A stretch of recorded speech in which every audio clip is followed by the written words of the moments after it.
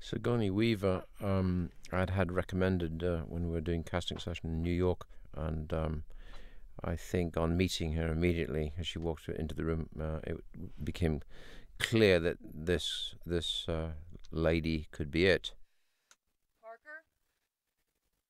The studio at that particular point were obviously a little nervous. Well, it's not a high-budget movie. At that point, it's about 8.6 million. So even in those days, it wasn't particularly high. A little nervous about a first-timer, and still regarded me as a newcomer, even though I'd done the Duelists.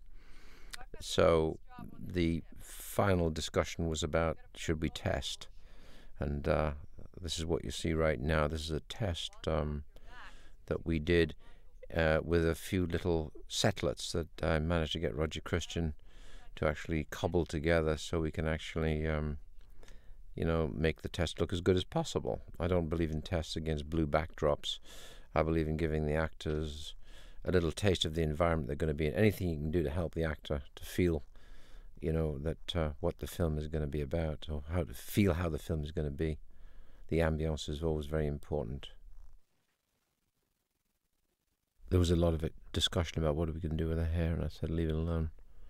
Don't muck about. Don't start cutting her hair up. I tend to find that when they walk through the door in a casting session, the bottom line is always how good are they at what they are going to do. I mean, as an actor, as a performer. But we are dealing with movies, and the thing that I'm always interested in when they walk through that door is the physical appearance or power or weight. Some have it, some don't. Whether or not you can learn to have that, I'm not really sure. I think very often an actor who's simply great actor, to a certain extent, it doesn't really matter how they look.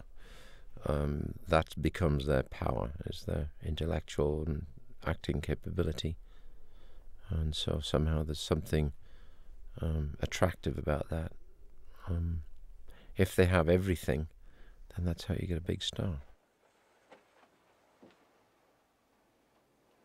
This was all playing into a gal who hadn't been really in front of a camera.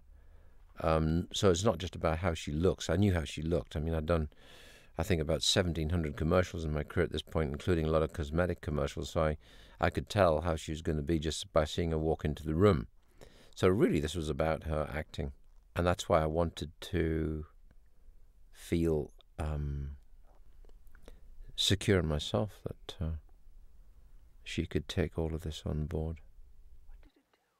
The whole presentation of the test actually was good, but the focus on the test was Sigourney, and she got the job.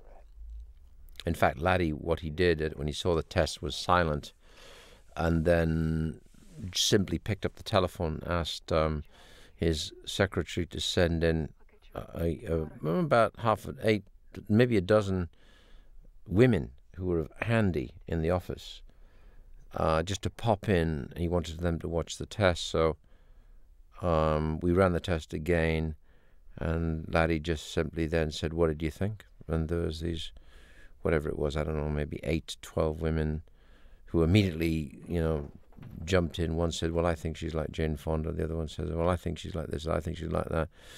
And what do you think as an actor? And they all were bowled over by her.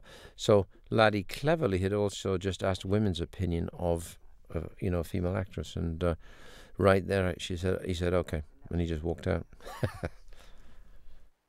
She clearly has the authority that she needs to have, and can give any guy as good as he can give back. So she had that very nice authority, apart from having all the other obvious, advantages, attributes. Sigourney's very smart, and she was absolutely written. She was born to be Ripley.